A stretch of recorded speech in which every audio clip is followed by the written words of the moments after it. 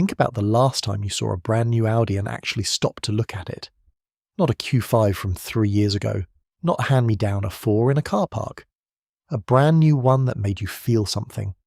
For most people, that moment is getting harder and harder to remember. Drive through any major city today and count the new BMWs, count the new Mercedes, then count the Audis. The gap tells you something the press releases never will. Audi is not in crisis in the way that makes headlines. There are no dramatic factory closures, no CEO being escorted out of a boardroom. The disappearance is quieter than that. It is happening in the space between what Audi used to mean and what it means right now, and almost nobody is paying attention. On paper, Audi is still a luxury car company. They still sell cars, they still sponsor things. The 4 rings are still on the bonnet. But the numbers underneath the branding tell a story that is genuinely alarming. In 2024, Audi delivered 1.67 million vehicles globally, a fall of 12% in a single year. Their operating margin, which once sat at a respectable 9% in 2023, dropped to 6% in 2024, and then further to 5.1% across all of 2025. In the first quarter of 2026, it sat at just 4.2%. For context, BMW's high-performance M division just posted its 14th consecutive record year. In the United States, BMW sold twice as many cars as Audi in the first half of 2025. Twice. That is not a rounding error or a bad quarter. BMW sold 178,499 units in the US in the first 6 months of 2025. Mercedes sold 142,000. And Audi managed just 81,951. Audi is not losing the luxury race by a step, it is losing it by a distance, and the gap is widening every reporting period. The stagnation is real. The question is how it got here. There was a time when Audi did not just compete with BMW and Mercedes, there was a time when Audi genuinely scared them. Go back to the 1980s, and Audi's all-wheel drive Quattro system did not just win rally races, it obliterated them. The Quattro dominated the World Rally Championship so completely that competitors lobbied to have it banned. Then came the TT in 1998, a design so far ahead of its time that people lined up outside dealerships just to look at it. Then the original R8 in 2006 was a car that made a generation of young people fall in love with the brand. The A6, the S4, the RS lineup. Through the early 2000s, Audi was the cool one. BMW was for serious drivers. Mercedes was for established wealth. Audi was for people who wanted to feel like they had discovered something. That identity had cultural power. It translated into real desire, real pricing power, and real profit. The brand had genuine momentum. What happened to that momentum is where this story gets painful. If you want to understand how a legendary brand loses its way, stay with this video, subscribe, and hit the bell. This story is about to get a lot more complicated. To understand what broke Audi, you have to understand a software division most people have never heard of. In 2020, Volkswagen Group, Audi's parent company, created a unit called CARIAD. The idea was straightforward. Build one unified software architecture that every Volkswagen Group brand could use. Audi, Porsche, Volkswagen, all running the same intelligent platform. It sounded visionary. It became a disaster of almost unimaginable scale. Between 2022 and 2024, CARIAD racked up over $7.5 billion in operating losses. The software it was supposed to deliver was originally due in 2021. The Porsche Macan, the Audi Q6 e-tron, the Volkswagen ET7, and the new Volkswagen Tiguan were all delayed because software architectures were not ready in time. And when they were eventually finished, they were reportedly incomplete and faulty. Audi's flagship Artemis project, originally announced for 2024, has been pushed back to at least late 2026 and probably 2027. That is 3 years of lost momentum on the vehicle that was supposed to redefine the brand. Volkswagen Group eventually abandoned the internal effort and paid nearly $6 billion to the American EV startup Rivian for access to software it could not build itself. The CEO who launched CARIAD lost his job. Thousands of CARIAD employees are currently working under a severance program with job guarantees that expire in 2029. After that, their future is described in internal documents as uncertain. The bill for this failure did not land on a spreadsheet. It landed in Audi's showrooms, which sat empty of the cars that were supposed to fill them.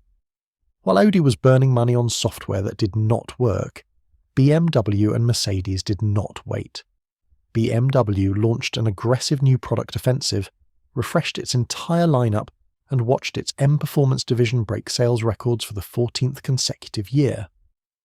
In Q3 of 2025, BMW global deliveries jumped 8.8%, while Mercedes deliveries dropped 12%.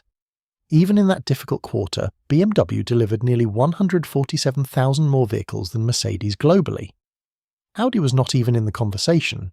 In Europe, BMW overtook Mercedes as Germany's top premium brand in 2025. In America, the distance between BMW and Audi grew so wide that analysts stopped framing it as a race. Audi's second quarter US performance in 2025 was actually weaker than its first quarter. Only 3 models posted any growth at all. Mercedes, for its part, leaned harder into its ultra-luxury models, the Maybach, the G-Class, the high-margin S-Class variants, and insulated its margins while volume declined.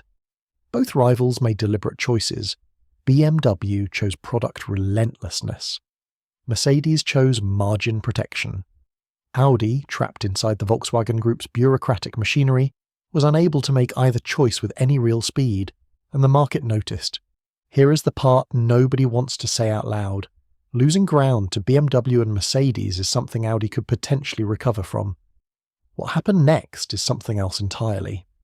For 2 decades, China was the engine that kept Audi running. Chinese executives, government officials, and business leaders did not just buy Audis.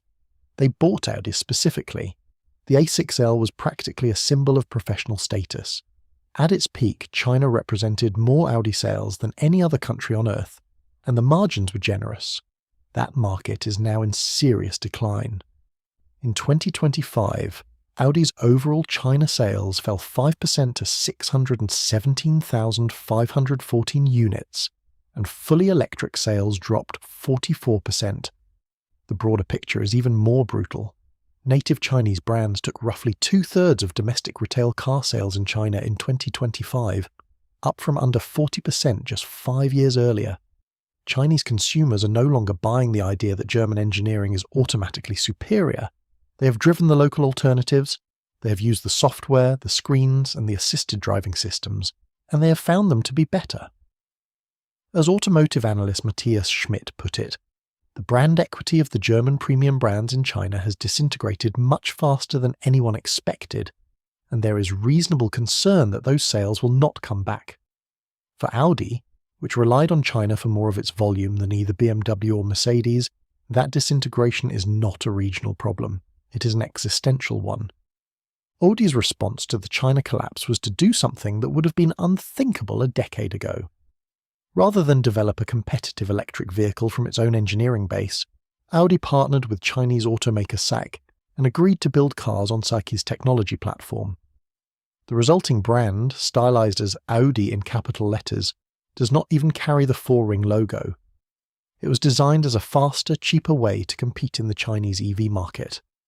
The Audi brand was created in 2024 to tap into Chinese consumers' appetite for tech-heavy EVs, with development time slashed by using existing SAIC platforms. The first model, the E5 Sportback, launched in August 2025 and generated 10,000 orders in its first 30 minutes. Then the real numbers came in. Despite being awarded China Car of the Year, the E5 Sportback sold just 605 examples in January 2026.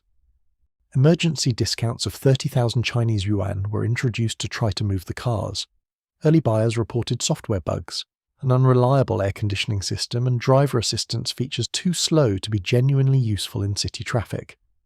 The car, built on Chinese technology, in partnership with a Chinese manufacturer to compete with Chinese brands, was still not good enough for Chinese buyers. That is the full weight of where Audi finds itself right now. There is a question that every person in Audi's marketing department should be asked, and it is a simple one. What is Audi for? BMW has an answer. It is the driving machine. The M division, the handling reputation, and the performance culture all point in one direction. Mercedes has an answer. It is the pinnacle of comfort, status, and craftsmanship. The Maybach, the S-Class, the hand-stitched interiors, they know what they are. Audi's answer used to be precision technology with accessible style, the progressive alternative to old money. But the R8 is gone. The TT is gone. The performance sub-brands have been watered down. The design language has become cautious. Even BMW and Mercedes are fighting for their mid-range and entry-level segments as Chinese EV manufacturers erode that ground globally.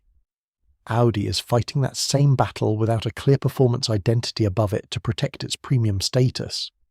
When a brand loses the thing it stood for, customers do not get angry. They just quietly move somewhere else. They do not cancel subscriptions. They do not write complaints. They simply buy a different car next time, and the time after that, and eventually they stop considering Audi at all. That drift is already happening. The data confirms it. And a brand without a clear answer to the question of what it stands for cannot reverse that drift with a press release. The financial picture heading into 2026 is not a disaster by the standards of a company going bankrupt.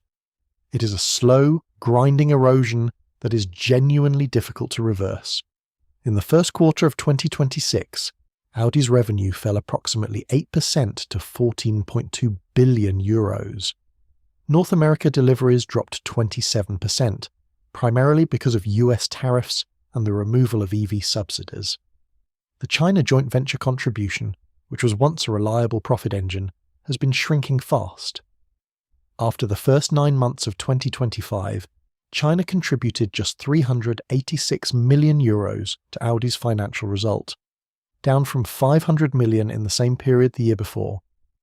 The operating margin, once expected to sit between 7 and 9% for 2025, came in at 5.1% for the full year after tariffs alone wiped 1.2 billion euros from the result.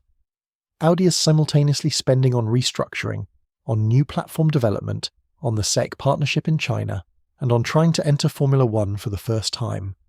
These are all expensive bets placed at the same time, in a period when revenue is falling, margins are compressing, and the macroeconomic environment is offering no relief. The money is going out faster than the new products can bring it back in. Audi described 2026 as the continuation of the largest product initiative in its history, with key launches including the A2 e-tron as a new entry-level electric model and the Q9 as a new flagship SUV. The Formula One debut is also scheduled for this year, a marketing signal to the world that Audi is still serious about performance. These are not small moves. If the products land well, if the software works, if China responds to the next wave of EVs from the SAIC partnership, there is a path back. But the window is genuinely narrow. The platforms must perform. The pricing must hold. The identity must crystallize into something consumers can understand and desire. If Audi executes this product wave with the same delays and compromises that define the Cariad era, the conversation in 2 years will not be about a brand fighting for its place. It will be about a brand that has already lost it. The four rings have survived 60 years of market shifts, oil crises, financial crashes, and technological revolutions. What they have never faced before is this combination: falling margins, no clear identity, a paralyzed parent company, and a Chinese market that has moved on. Whether the next chapter is a comeback or an obituary depends entirely on what Audi does before the end of this year. If this video gave you a clearer picture of what is really happening inside one of the world's most iconic car brands, subscribe and share it with someone who still thinks Audi is fine.